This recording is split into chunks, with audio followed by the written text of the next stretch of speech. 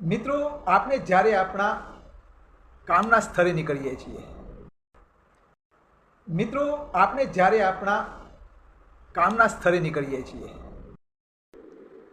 મિત્રો આપ બધા મને જાણો છો, મને ઓળખો છો.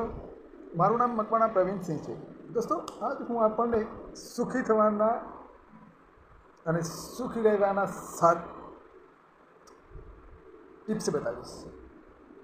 જો આપ મારી બતાવેલી 7 ટિપ્સ પ્રમાણે ચાલશો તો હું માનું છું આપણે આપણા જીવનમાં દુઃખ દર્દ ક્યારેય આપણા સુધી નહીં પહોંચી શકે.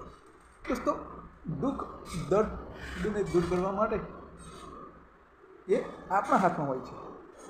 સુખ એટલે શું, પહેલાં એ સમજવું જરૂરી છે. અને સુખને સમજવા માટે આપણે સુખને સમજશું ત્યારે આપણે સુખનો પૂરો આનંદ માણી શકશું.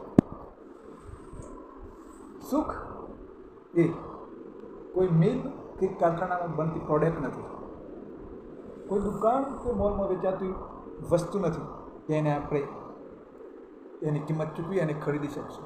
સુખ એ દરેક માણસના પોતાના હાથમાં છે, પોતાની ટેવ પ્રમાણે છે. દુઃખ અને સુખ એ કરોડપતિ વ્યક્તિની પાસે છે, અમીર માણસની પાસે છે અને ગરીબમાં ગરીબ માણસ પાસે છે. બસ એને ભોગવતો આવડવું જોઈએ. તો આજ હું આપણે સુખી થવાની 7 રીતો વિશે જાણકારી આપીશ.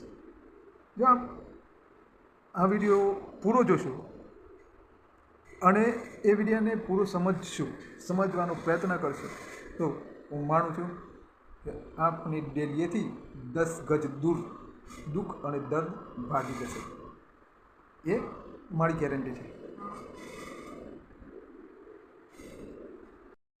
તો ચાલો મિત્રો, આપણે શીખીએ. Tip number 1. જ્યારે આપણે સવારે બિસ્તરમાંથી ઉઠીએ છીએ, જાગીએ છીએ, ત્યારે સવારે પ્રથમ આપણા બે હાથની હથેળીઓ આ રીતે જોડી અને એના દર્શન કરવા જોઈએ. અને આ રીતે આપણે જેને માનતા હોઈએ, જે દેવી દેવતા, મહાદેવ, ભગવાન, માલિક જેમાં માનતા હોય તેને યાદ કરીને એમનો આભાર માનવો જોઈએ અને થેન્ક યુ કહેવું જોઈએ. હે પ્રભુ, આપણે મને આ સવારે ઉઠાડ્યું છે, એ બદલ હું આપણો ખૂબ ખૂબ આભાર માનું છું. આ કામ આપણે 7 દિવસ સુધી કરવાનું છે. બસ આ રીતે આપણે 7 દિવસ સુધી એ કામ કરવાનું છે. હવે એ કરી જુઓ, આપણે 7મા દિવસમાં આનંદ આવવા લાગશે. આપણા જીવનમાં ઘણો બધો ફરક પડી ગયેલો હશે. તો આ પ્રથમ ટીપને અજમાવી જુઓ, અપનાવી જુઓ અને મેળવી જુઓ. મજા આવશે. દોસ્તો, આ જ છે જીવનનું રહસ્ય અને સુખી થવાની ટ્રીપ નંબર 1. ચાલો મિત્રો, હવે જોઈએ ટીપ નંબર 2. Tip number 2. મિત્રો, જ્યારે આપણે બિસ્તરમાંથી બેઠા થયા, બરસ, દાંતન, કોલગેટ, સ્નાન આદિથી પરવારીને આપણે જ્યારે ચા, કોફી, નાસ્તો જે કંઈ પણ લેતા હોય એને પૂરા આનંદની સાથે, પૂરા મોજની સાથે, પૂરી મસ્તીની સાથે, એ જેવું છે તેવું, મોરું છે, મીઠું છે, તુરું છે, તીખું છે, ખાટું છે યા તો કારું છે, એ ગમે તેવું હોય પણ એને આનંદની સાથે, મોજની સાથે સ્વીકારી લેવું જોઈએ. તો ચલો હવે જોઈએ ટીપ નંબર 3. જ્યારે આપણે આપણા કામના સ્થળે જવા માટે નીકળીએ છીએ, આપણે દરેકે દરેક કોઈના કોઈ કામ ધંધો તો કરતા જ હોઈએ છીએ. હવે એ કામના સ્થળે જવા માટે નીકળીએ છીએ, ચાહે ચાલતા જઈએ છીએ, બાઇક ઉપર જઈએ છીએ, રિક્ષામાં જઈએ છીએ કે ઇકો ગાડી, કાર યા રિક્ષામાં જઈએ છીએ, યા એરોપ્લાન, બલૂન, વિમાનમાં જઈએ છીએ. આપણે શામાં જઈએ છીએ એ મહત્વનું નથી. આપણે જઈએ છીએ એ જ મહત્વનું છે. આપણે એટલા માટે તો જઈએ છીએ, આપણે તો પહોંચવાનું છે, તો પહોંચીને આપણે કામ કરવાનું છે.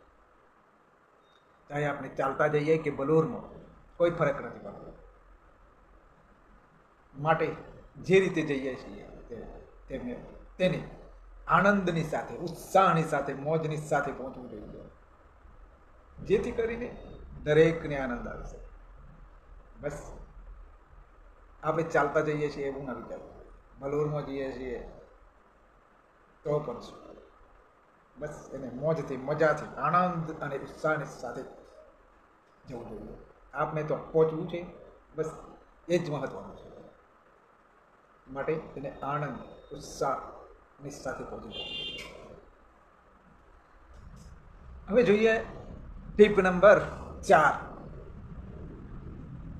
આપણે જે કોઈ કામ કરીએ છીએ, જે કોઈ ખેતરમાં જઈને કોઈ ઘાસ વાટવાનું કામ કરીએ છીએ, યા તો માર્કેટમાં જઈને કોથળા ઊંચા કરીએ છીએ, યા આપણે શાકભાજીનો ધંધો કરીએ છીએ, યા કોઈ એસી ઓફિસમાં બેઠા બેઠા હિસાબો લખીએ છીએ, કે કોઈ બેંકના એક કાઉન્ટર ઉપર પૈસા ગણવાનું કામ કરીએ છીએ,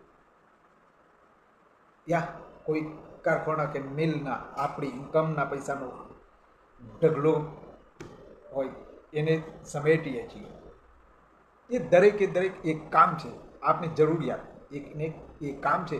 તો એ જે કામ છે તેને આનંદથી, ઉત્સાહથી કરવું જોઈએ, જેથી કરીને આપણી સાથે કામ કરતા, આપણી ઉપર કામ કરતા, આપણી નીચે કામ કરતા, આપણી આજુબાજુએ કામ કરતાને પણ આનંદ રહે, મજા આવે, મોજ આવે.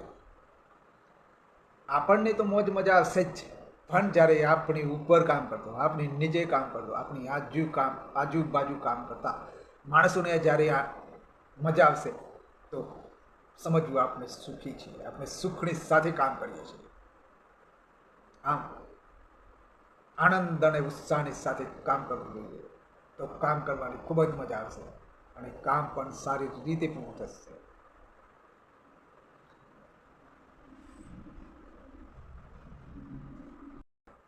મિત્રો, વિડીયો પૂરો જોજો, કોમેન્ટ કરજો, વિડીયોને સમજજો, સમજવાનો પ્રયત્ન કરજો. ના સમજાય તો ફરીને જોજો, 7 વાર જોજો, પણ વિડીયોને સમજજો અને સાથે 7 ટીપો અપનાવજો. તો આપણું જીવન પલટાઈ જશે, જીવન બદલાઈ જશે. આપણી સાથે સાથે આપણા પાડોશી, આજુબાજુવાળાનું પણ જીવન બદલાઈ જશે. અને વિડીયો પૂરો જોજો મિત્રો. આપણે આ વિડીયોના કોઈ પણ એક ભાગમાં એક જાદુઈ ટીપ, જાદુઈ રીત, સુખી થવાની જાદુઈ ટીપ બતાવવાનો છું. તો વિડીયો પૂરો જોજો અને કોમેન્ટમાં લખજો સુખ એટલે શું, સુખ કોને કહેવાય, આપની દ્રષ્ટિએ સુખ કોને કહેવાય એ કોમેન્ટમાં લખજો, ભૂલતા નહીં. હવે જોઈએ ટીપ નંબર 5. ટીપ નંબર 5માં મિત્રો, આપણી પાસે શું છે, આપણી પાસે કેટલું છે, આપણી પાસે શું હોવું જોઈએ, કેટલું હોવું જોઈએ. આપણી પાસે બાઇક છે, આપણી પાસે સાયકલ છે, આપણી પાસે લક્ઝરી કાર છે, આપણી પાસે 7 માળની એસી બિલ્ડિંગ છે, કે આપણી પાસે દેશી નળીઓનું છાપરો, દેશી નળીઓથી બનેલું છાપરું છે. એ મહત્વનું નથી, પણ આપણી પાસે જે છે એનો આપણે કઈ રીતે ઉપયોગ કરીએ છીએ એ ખૂબ જ મહત્વનું છે. 7 માળની બિલ્ડિંગ હોય કે ઝૂંપડું હોય, નાનું એવું ઝૂંપડું, એ સુખ, એમાં જે સુખ છે એ એના એક જ ખૂણામાં છે. એના જ્યાં આપણે પૂરો પરિવાર સાથે બેસીએ છીએ એ એના એક જ ખૂણામાં છે. માટે આપણી પાસે ઝૂંપડું છે, કાચી માટીનું છાપડું છે, દેશી વેલાથી નારોનું ઘર છે, ત્યાં 7 માળની બિલ્ડિંગ, એનો કોઈ ફરક નથી પડતો. સુખ એટલે એને આપણામાં રહેલી આવડત અને આપણા પરિવારને આપણે શું આપીએ છીએ આપણા પરિવારને આપણે કેટલો આનંદથી રાખીએ છીએ એ મહત્વનું છે. માટે સુખી રહેવા માટે આનંદિત ચહેરો અને ઉત્સાહિત રીતે કામ કરવું એ ખૂબ જ મહત્વનું છે. આપણી પાસે શું છે, કેટલું છે એ મહત્વનું નથી, આપણે એનો ઉપયોગ કઈ રીતે કરીએ છીએ એ મહત્વનું છે. આપણી પાસે 7 બિલ્ડિંગ હોય, 7 ગાડી હોય કે 7 સાયકલ હોય, પણ એનો ઉપયોગ કઈ રીતે કરીએ છીએ એ મહત્વનું છે. માટે સુખ એ મેળવવા માટે હસતો ચહેરો અને સંતોષ હોવો જરૂરી. તો હવે જોઈએ ટીપ નંબર 7. મિત્રો, ટીપ નંબર 7માં આપણે જ્યારે ભોજન કરવા બેસીએ છીએ ત્યારે આપણી ડીશમાં, આપણી થાળીમાં શું પીરસાયું છે? કઢી ખીચડી, દાળ ભાત કે બાજરીનો રોટલો અને કારેલાનું શાક, શ્રીખંડ પૂરી યા તંદૂરની ભાજી કે પછી 3200 ભોજન.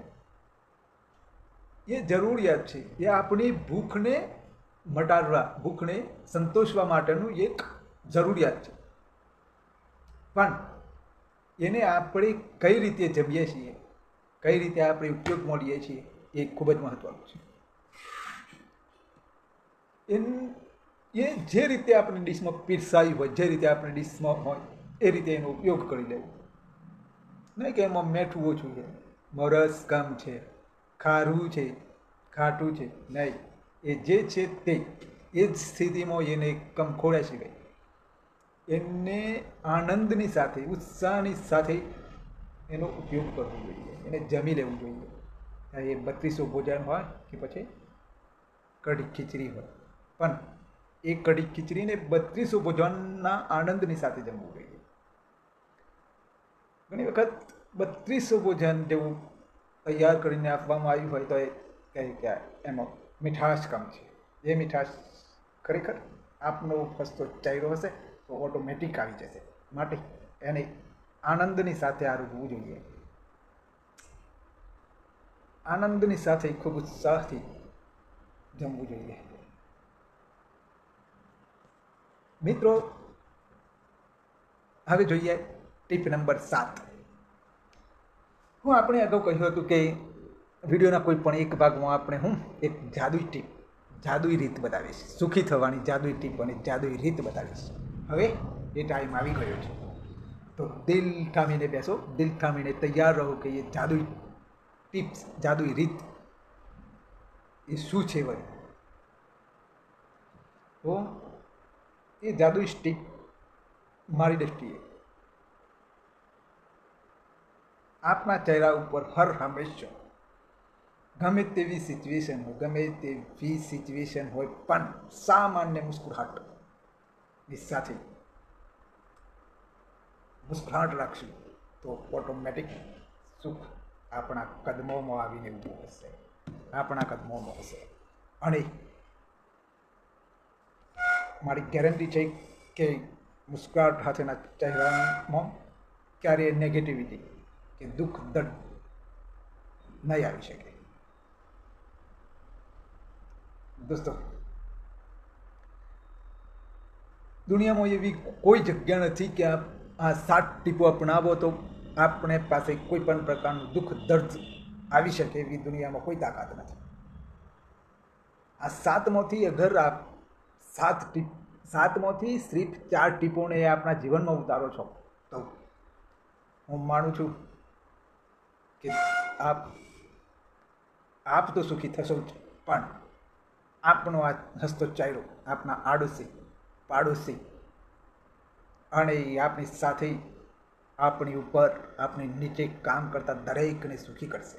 આપણે તો સુખી થશું જ, પણ આપણી સાથે અને આપણી આજુબાજુ કામ કરવા વાળાને પણ સુખ અને આનંદ મળશે. માટે આ જાદુઈ ટીપ હંમેશા અપનાવજો. Thank you. આભાર. ફરી મળશું. ત્યાં સુધી રજા આપો. ધન્યવાદ.